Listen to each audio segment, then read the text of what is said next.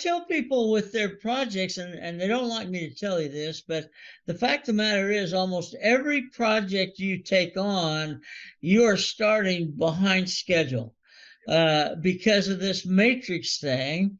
We don't get all the people all the time, and we plan. This is our problem. We plan in effort hours. So we talk an expert, how long does it take? Says 8 hours. Okay, put 8 hours in the schedule. Well, they didn't bother telling you this guy's also committed to 3 other jobs at the same time. So his 8 hours is 4 days for you, and that's the way projects are. And then people wonder, well, why the hell am I behind schedule? Because you started behind schedule. Coming right at you. PM Cowboy Podcast. Hi, this is your Project Management Cowboy coming back to you with our next podcast. We have an incredible privilege today to invite or to have a guest on our podcast who's an icon, an icon in project management in PMI. Lee Lambert, one of the founders of the PMP certification. He's going to tell us lots about that. But we're going to go much deeper. I don't want to just see the persona, Lee Lambert. We want to kind of deep dive and kind of listen to him a little bit about what his passion journey was. Where does he come from? What did he do to be the great cheerleader that he is for project, program, and portfolio management? So Lee, welcome on board. I want to applaud you for your getup. Okay, you've got the PMI shirt on. Which PMI chapter is that? Sri Lanka. Okay. So we'll talk about all your journeys in just a little bit. And you've come in true nature with your cowboy hat. I want to say thank you for that. Yeah, this hat has some history. It was presented to me at the Calgary chapter way back when I first went there. That's something they call the white hat ceremony. Oh, cool. Yeah, so it's been at least 10, 15 years I've hung on to it all this time. Excellent. Well, now you have some use for it. Now, Lee, a lot of the people who are going to be looking at this will have heard of you and will know you. Some won't. We want to introduce you to new circles as well. But I'm not sure whether the people who know you and your persona at PMI and beyond that in your consulting world actually know so much about your background. So we've got a little bit of time on our hands. What I'd love for you to share with us is if you could tell us a little bit about your original background. Where did you start off in your project management journey? Yeah, I think that's a good place to start. I came out of school in '66 and went to work in Salt Lake City for a company called Chicago Bridge and Iron. And that was my first inkling that things aren't always what they seem, because it was in Salt Lake, not Chicago. They didn't do bridges and never worked with iron. So I was confused from the get-go.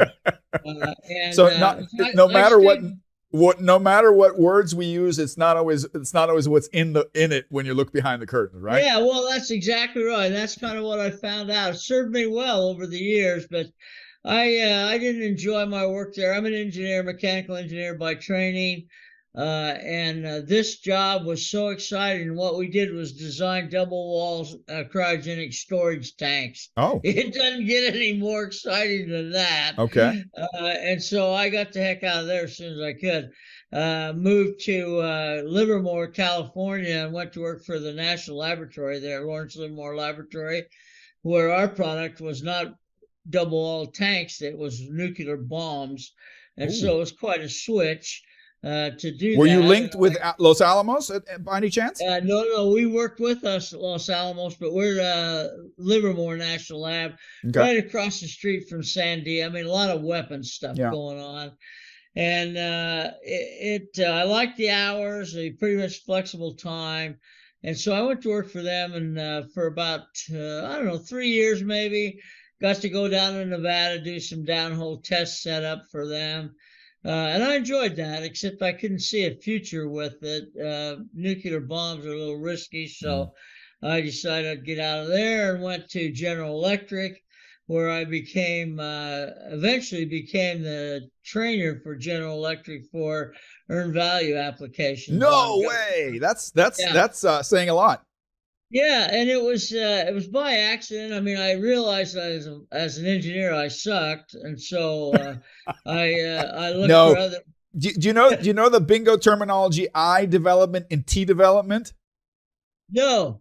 That's a new HR terminology. HR people like to say when you start off, for example, in engineering, you start off as a novice, then you get your degree, then you go work a couple of years, and that's called the I development. So it's a vertical progression upwards in your skill set until you become a senior subject matter expert.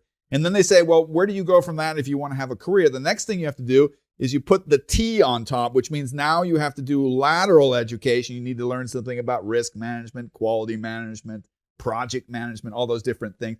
So you were a T developed or oriented expert right from the beginning. Yeah, I didn't even know it. No, I should have copyrighted that when I had it.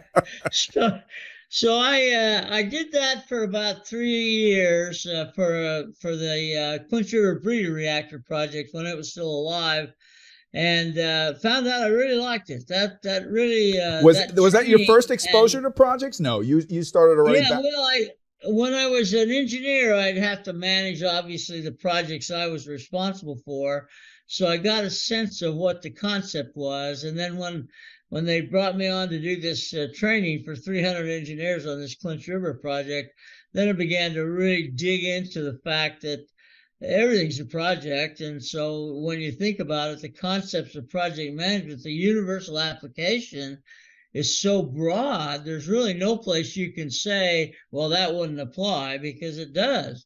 And so I started working towards that, and I found out that I had a penchant for one of my concepts was that I don't want to work. And so that fit well with what I was doing with training, because that's not work. And as I got to be more known for the training, I've trained about, I don't know, 50,000 people in 23 different countries, and they're all the same. I mean, I love it. I enjoy the people, and so I stayed with it until about 1981. I moved to Columbus, Ohio, where I am now, on a temporary 3-year temporary assignment. That was 44 years ago. At least you're consequent. So my first, I mean, I hadn't even been in Columbus more than a few months when PMI requested the corporation sponsor me to come to PMI and assist in the development of a certification program. Okay. So that's where my fame, if you want to call it that, really started, was being one of the 5 people that initiated and expanded the PMI certification program.